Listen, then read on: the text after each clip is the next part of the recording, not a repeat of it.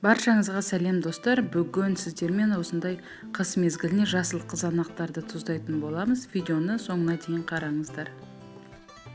Бізге бір порцияға 3 килограмм жасыл қызанақ қажет болады. Толық құрамы видеоның астында жазулы. Ең бірінші осындай жасыл қызанақтарымызды орташа қылып видеодағыдай бөліктерге бөліп шығамыз.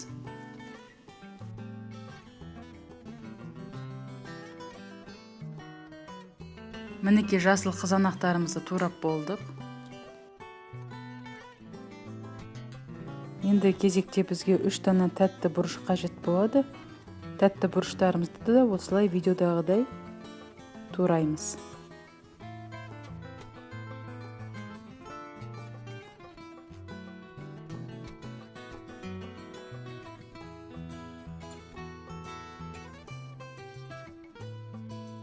Енді дәміне қарай мен 2 дана ащы бұрышты пайдаландым.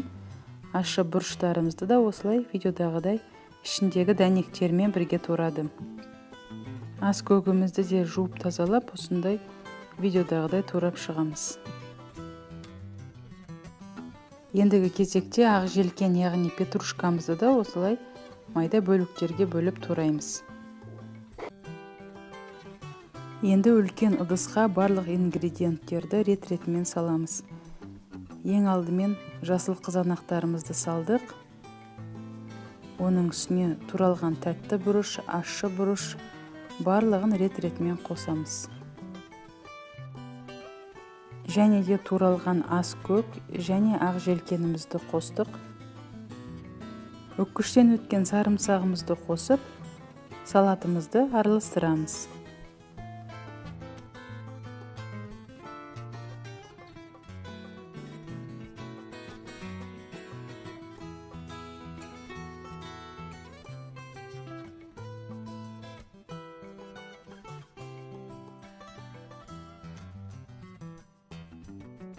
Араластырып болдық, түрі өте әдемі шықты. Енді жарты стақан сұйық май қосамыз, жарты стақан қант қосамыз, және де жарты стақан 7% сірке қышқылын қосамыз.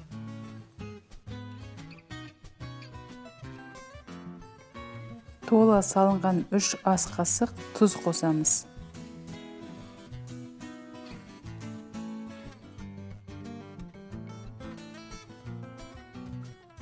Барлығын қосып, жақсылап араластырамыз. Осындай түрі өте әдемі болып шығады, дәмі де өте керемет. Барлықтарыңызға жасауға кеңес беремін.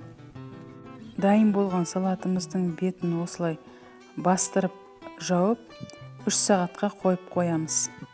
Сонан соң ыдыстарға салып, тоңазытқышқа немесе погребқа сақтасаңыздар болады. Астарыңыз дәмді болсын. Видеоға лайк басуды ұмытпаңыздар.